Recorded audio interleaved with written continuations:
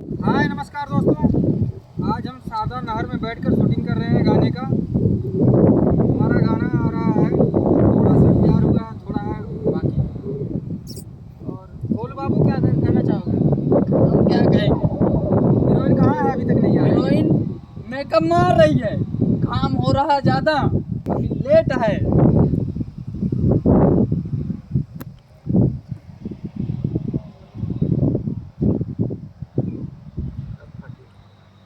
Heroine आएगी अभी फट जाएगी।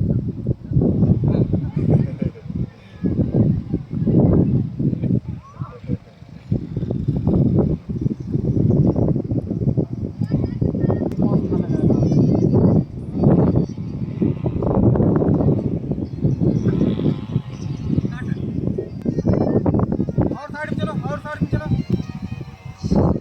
इधर इधर इधर।